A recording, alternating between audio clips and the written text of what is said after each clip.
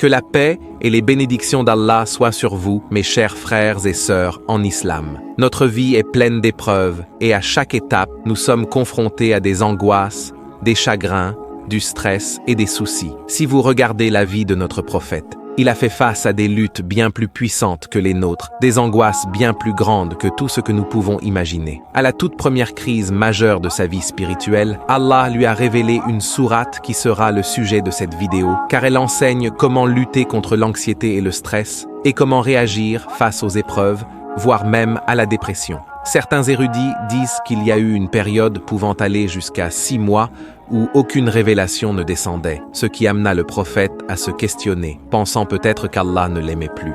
Ce sentiment d'anxiété et de doute sur sa valeur est venu à lui, à nul autre que le plus grand des êtres humains ayant marché sur cette terre. À la fin de cette période, la femme d'Abu Lahab l'a nargué, ce qui l'a profondément blessé. Il s'est demandé pourquoi il n'avait pas reçu de révélation depuis si longtemps, se demandant même si son shaitan l'avait abandonné. Cela l'a affecté au point qu'il est rentré chez lui, déprimé et anxieux. C'est alors qu'Allah lui a révélé une sourate que nous connaissons tous, la sourate Ad-Duha, le jour montant, sourate 93. Cette sourate est l'une des plus puissantes du Coran pour combattre la dépression. Allah commence cette sourate par le jour montant, annonçant ainsi une nouvelle ère, un nouveau jour, une nouvelle opportunité et un nouvel espoir. Hier est parti, aujourd'hui est un nouveau jour.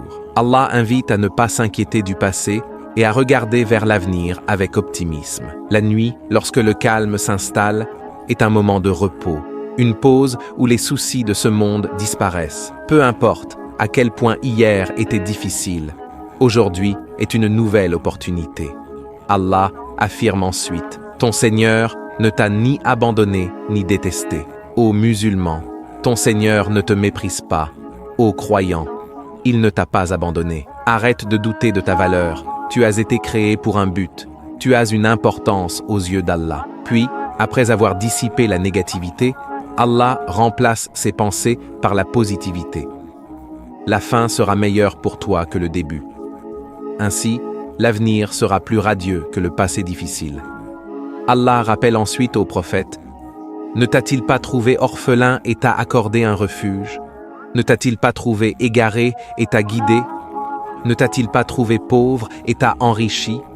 Cette sourate est descendue comme un flot de miséricorde et de compassion, réconfortant le prophète et lui redonnant un nouvel élan. Lisez cette sourate dans les moments difficiles, car Allah dissipera vos soucis, Inch'Allah. Qu'Allah facilite l'épreuve de toutes les personnes opprimées, qu'il nous accorde la patience et fasse de nous de bons croyants.